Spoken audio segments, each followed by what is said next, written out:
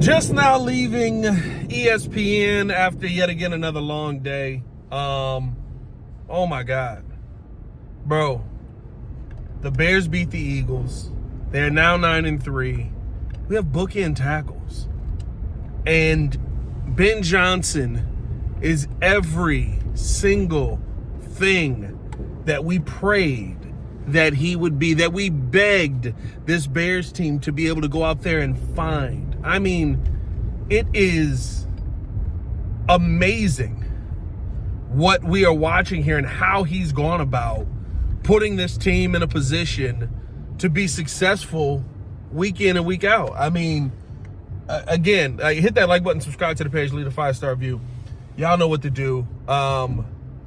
I'm absolutely exhausted from the day, but I mean, like, I'm also absolutely excited and love everything that we're seeing. I love the fact that in a game where the wind was, according to J-Mac, just all over the place, you had a head coach who said, "Bet, we need to embody this level of toughness. We need to play at a different level." And you were able to do it. Not only were you able to do it, but you were able to do it to the point where both of your running backs, both of the players who you looked at and said, "We need a good day out of you," and DeAndre Swift and Kyle Monangai, both over 100 yards rushing, both over 120 yards rushing. Offensive line, oh my God.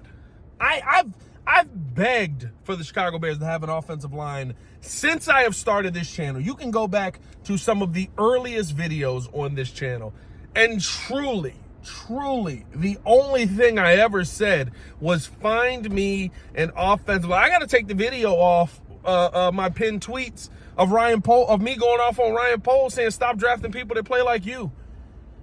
You did. Like, Ozzie Trapillo looks awesome in this role at left tackle. Only one real miscue today. Darnell Wright looks awesome at his role at right tackle right now.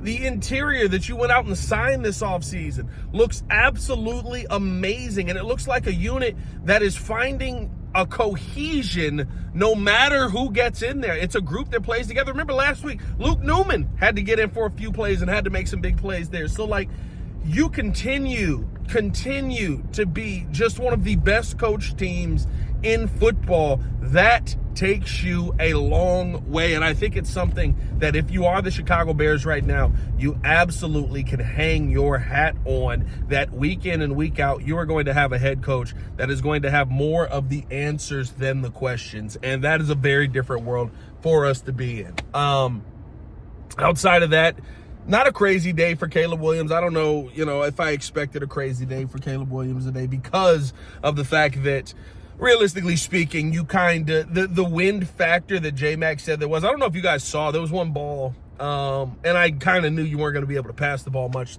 after that, even though beautiful pass by Caleb at the end of the game there. But there was one ball that Jalen Hurts threw, and it was at the end of the game. It was at the end of the first or second drive that the Eagles had.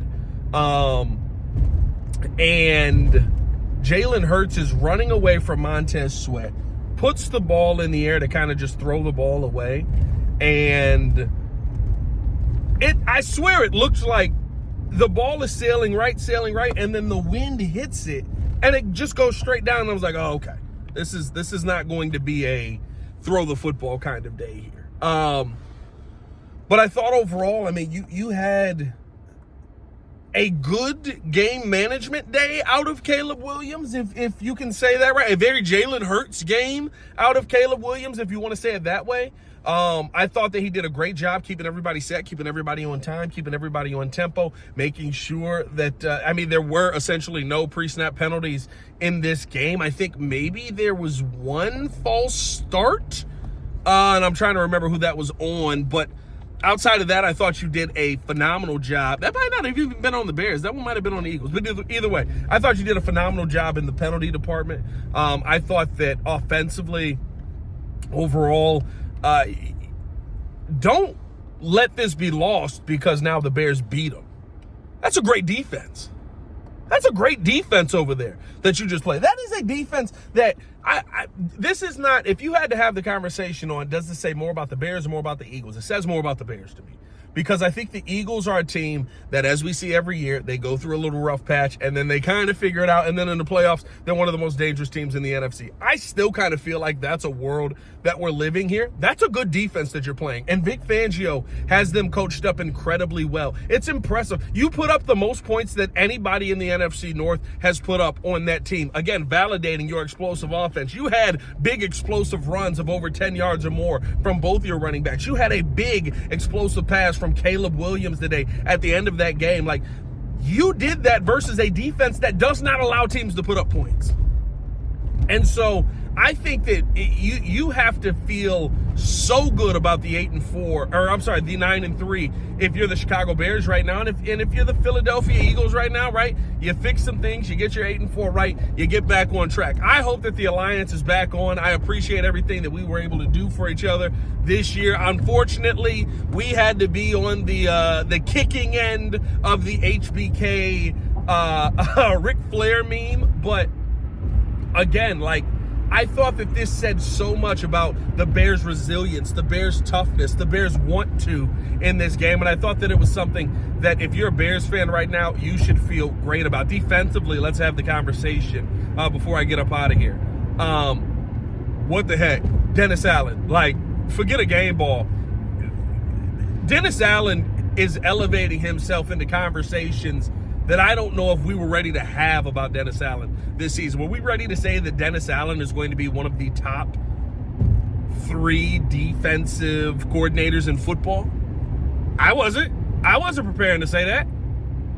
I mean, I thought that Dennis Allen was going to be a top 10 guy. I thought he was going to be a really good DC for you. Then you start seeing this defense get banged up. You see the DBs going down. You see the linebackers going down. You're just like, what are you going to do? There's no great situation for you here. Dennis Allen said it ain't about that. How he trained these guys in training camp has them so prepared for what now is the regular season, where you're calling on guys like DeMarco Jackson. You're calling on guys like Amon Agbagbamiga. You're calling on guys who have to go out there and wear the green dot in some tough moments and have to be the leaders of the defense that you didn't expect. Heck, look at that defensive line today versus a Philly offensive line that is pretty good. Not the same old line as last season. I think that they've taken a little bit of a step back in Kevin Patullo's offense, but an offensive line, or your defensive line, showed up and created pressure all day on Jalen Hurts. That's what we were begging for. You needed to see a perfect game out of this team, and dang near that's what you got for the Chicago Bears. I think the turning point in this game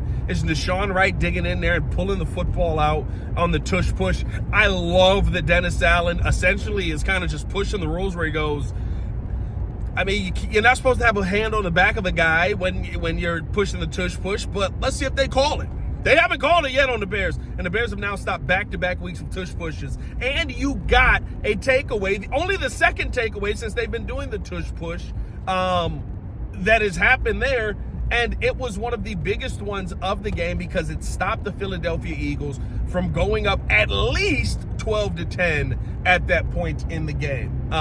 Do I think that it was a perfectly called game? Do I think that there were some things that I would like to see differently? Yes, but again, you see the multitudes of how Ben Johnson can call plays. The end around to Luther Burden that he did both ways, and then finally you start handing it to Monungai up the middle with that same formation. A thing of beauty. Like, there was so much that we saw Ben pull out in that game that it felt like, hey, this is a statement game here for Ben Johnson, a statement win here for Ben Johnson. And you know what? I said it before. I felt like you had the coaching advantage going into this game. I felt like if I'm going DC, if I'm going Dennis Allen versus Kevin Patullo, give me Dennis Allen. You know what I mean? If I'm going Ben Johnson versus Vic Fangio, Ben finally getting that dub over Vic. I think this is his first time getting a win over Vic Fangio, but being able to put up points on him. I mean, like, I felt like you had the coaching advantage going into the game. And so to me, like, I love what this team is continuing to show. I love how hard they play for their head coach. I love the physicality they play with, and I think that is the biggest statement of this game. There's not many teams that go out there and play with more physicality than the Philadelphia Eagles. The Chicago Bears did that today in a major way.